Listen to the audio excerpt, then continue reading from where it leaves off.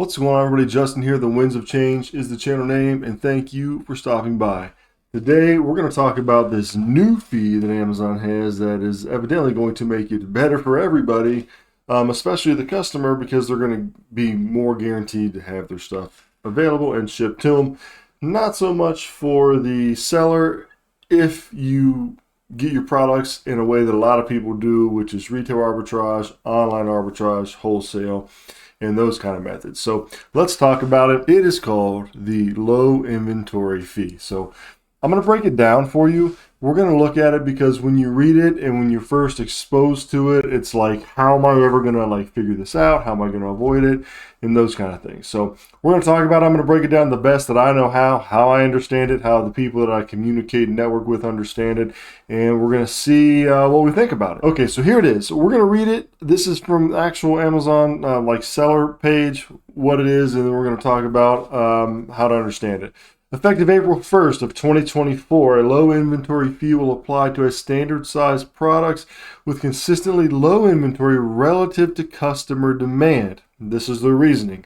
When sellers carry low inventory relative to unit sales, it inhibits our ability to distribute products across our network, degrading delivery speed and increasing our shipping costs. Now, the thing that sort of gets me about this is that if there's an item, typically there's maybe 15, 20, 50, 60 sellers on there. Okay, so between all of those sellers, I think people are probably getting their products, right? Like if I don't have 30 days of demand, but the other 15 sellers do, then you would think that they would still be getting their stuff, right?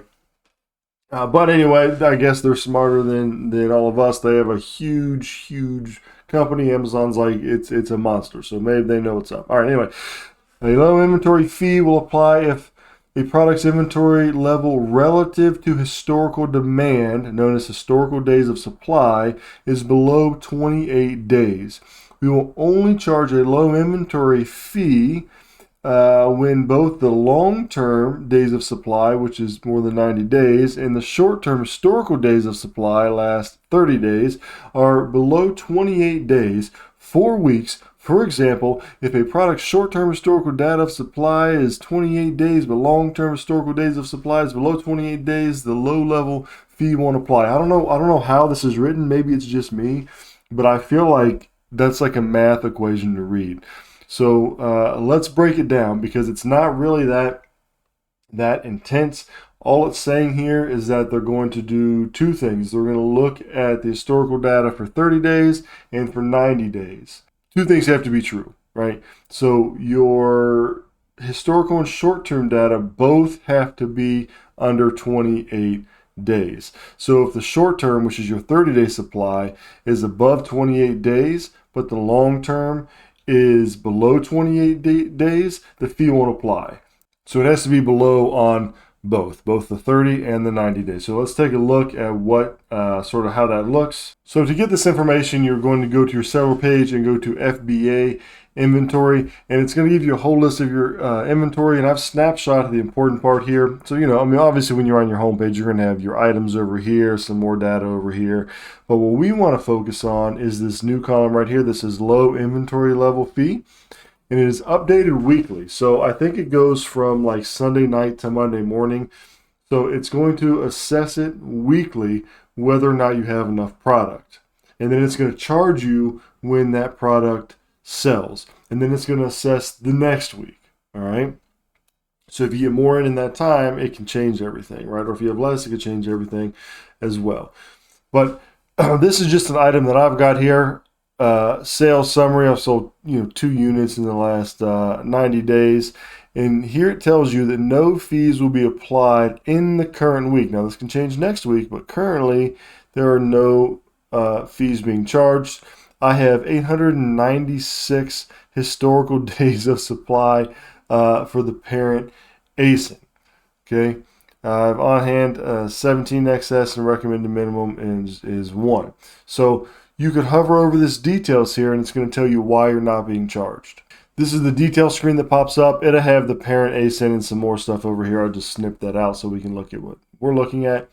These are the two things that you want to pay attention to. Short-term 30 days, long-term 30 days. Now remember, both of these have to be under 28. So if this was under 28 and this was over, then you'd be fine.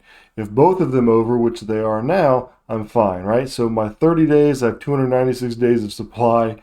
Long-term, 90 days, 896 and a half days of supply for the parent ASIN. So not this specific thing. What this is soap, right? So it's a certain scent. So the parent ASIN has, say, 15 different scents under it. So they're holding me to the standard of what the parent ASIN is, which in this case works out well, because once the price is right, these things tend to fly. I have the price up right now, so they're not selling as quick. I'm sort of waiting that out. But we get the point, right? So you go over 28 days on both, you're good to go. If you go over 28 days on one but not the other, you're still good to go. Both of these have to be under 28 days of inventory for you to be charged. So it's not going to be too bad. At least for me, most of my products are still good, right? That's how you check it out, and that's how you look at it. So what are the fees? Well, here it is. It's only standard size items, so keep that in mind. So small standard, large standard, large standard. Good. Here's the shipping weight. So historical days of supply, if you're under 14, so all of these are under 28, but it changes. So if you're under 14 days of supply right here, 89 cents, 97 cents, $1.11. Now this is pretty huge, right? So if you're in this area right here where you have under 14 days of supply and you're at this and you get hit with that every week, that's a big difference in profit. If you're going to sell 100 a month, now all of a sudden you've got to take, about $100 away from your bottom line. Okay, between 14 and 21, you got 63 cents, 70 cents, 87 cents.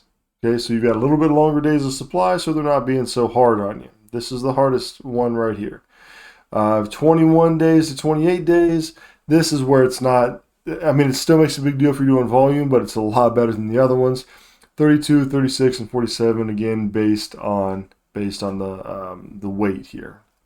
So pretty much you can assume it's going to be roughly $1 on things that you don't have enough to carry over 14 days of inventory on, and then it goes down from there up until you get over 28. So it's going to be confusing for a while, right? And to my knowledge, there's not a lot of info out there about how we're going to calculate this. Like none of the software that I know of that's out, at least as of now in mid-April 2024, has this on there. Now hopefully that people will start to sort of get together and do this, but it's one of those things that's going to be weird because it's going to have to constantly chase, because it's going to have to look at the parent ASIN and you're going to have to put in how many you expect to get. Like if you're outsourcing or whatever, online, in store, you're going to have to estimate how many you're going to buy and then see how many days of supply that is with the parent ASIN and then calculate that. And then even that, it's going to change every week potentially, right? So the reason that this affects retail arbitrage, online arbitrage, even wholesale is because Amazon is saying, hey, you need more of these items, which if we have a good selling item, of course, we want more of these items. The problem is we're not always going to be able to go get more of these items, right? That's the biggest problem for me. That, as well as not being able to accurately calculate it. So if you're going to get something you're making $2.50 on and you're going to end up losing $1 on it at some point because you don't have enough inventory over 28 days, then that's not going to be worth it, right? So do you buy it? Do you not buy it? We're going to have to start working this stuff out, figuring out as we go. Now, I do have one bit of hope for you here. Out of all of my ASINs, I have several ASINs, like over 100. There's only like 2 or 3 that are getting hit with this right now. So that's pretty good. The other bit of news I have for you is there's actually a program called Smart Scout that I'm going to talk to you about that's sort of working on figuring this out. So let's check that out. Okay, so this is a free tool that Smart Scout is offering right now. You can see it up here, smartscout.com/Amazon-low inventory-calculator. I'll leave that down below for you. And I believe this is public has access to this, like you don't need a subscription or anything to use it.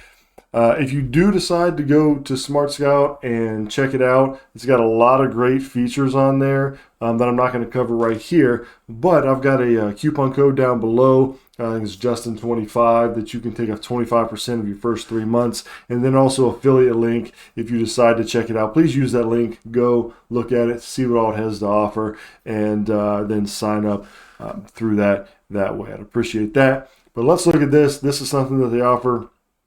Now this is sort of a it's a weird graph, right? And it's not perfect, but this is one of the companies that I know that is pushing towards starting to get a handle on this, that Amazon is doing. They even have a caveat down here, though, that Amazon's data can be limited and involve complex mathematical functions, right? That's true. So you put your height, your width, your length in here, and then the weight. So let's just see, 12 ounces compared to like 24 ounces. It definitely changes it there a little bit, but let's just leave it. Say we've got a 12 ounce we'll say we got a 12 ounce product. We'll leave it at that. Okay. So it'll tell you the optimal days of inventory to avoid inventory fees, 29 to 92 days. It's costing a max of 52 cents per unit. So you want to have 29 to 92 days of it, because what this calculates is the long-term storage fees as well. So I think this is a long-term storage fee plus the low inventory fee graph here. So this is the, I believe, if you have 1 day to 14 days of supply on this item. So at the beginning of the week, they say, hey, you only have 1 to 14 days of this, then they're going to charge you right here. And this is how much they're going to charge. All right, so then you've got 15 to 21 days. This is the charge with the storage fees there, I believe. And then the cost, 22 to 28 days, 52. And then you get over here into the 30, and you come up to around 29 days, which is right here. And that's going to keep it pretty low, because right now I think you're just getting like the storage and stuff like that maybe.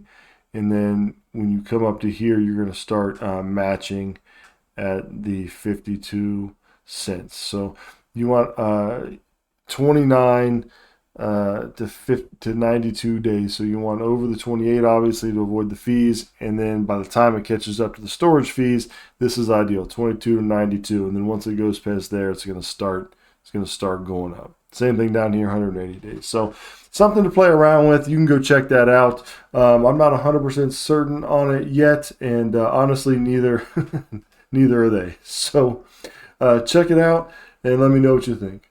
Okay, so there's the inventory fees, the best that I can explain them right now.